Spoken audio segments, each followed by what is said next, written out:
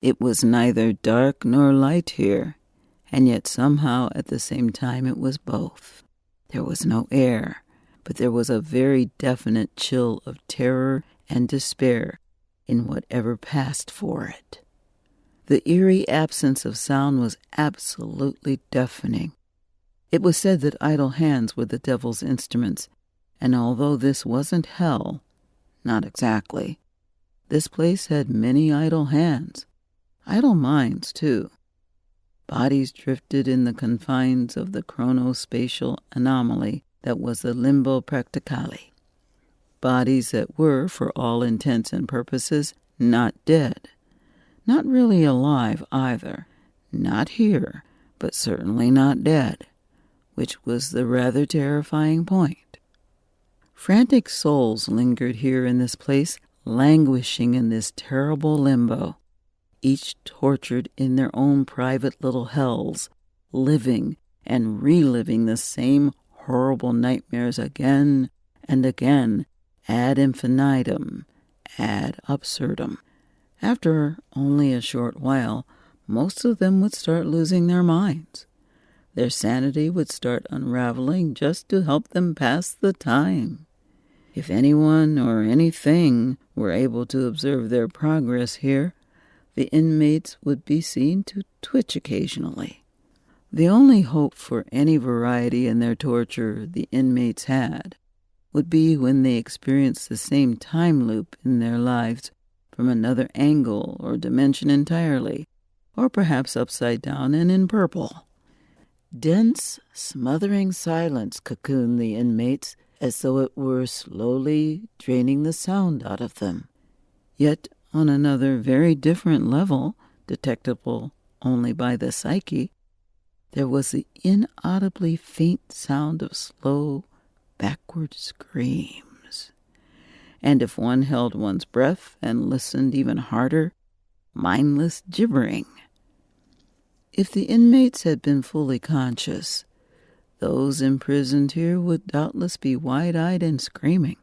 Seeing one's own life replaying over and over from the inside, and without being able to change anything, was supposed to be something like watching reruns again, or reruns of someone else's home movies. It was a singularly inventive form of cruel and brutal torture. Most people could withstand physical pain if they tried long enough, or even learned to like it over time. But what nobody could stand for long was boredom. And being forced to relive their own lives, their own mistakes, and their own triumphs, too, over and over again, without being able to change anything or to stop. Most people, as had been noted before, would be certifiably window-licking mad after spending just a few days in the limbo practicale.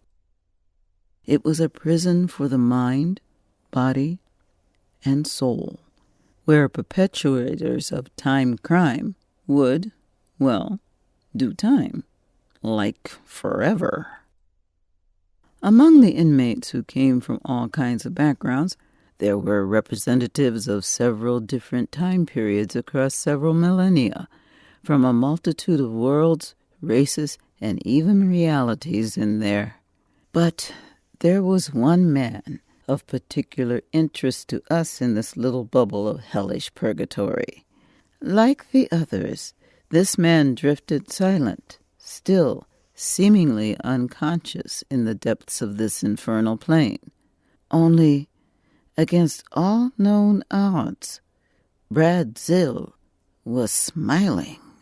He'd just been through his life again, backwards, and was celebrating the trail of death, destruction, and chaos he was leaving ahead of him. Bradzil. Now, this was a man who stood out from the crowd, a time terrorist extraordinaire. Zil was a man who had taken all the resources of the time-saving agency, which, if you consider the ability to control, manipulate, and even bypass time, are pretty damn awesome, to capture him. It had all started, well, Who knows when? Years ago, or in a time still to come. In here, who the hell could ever know?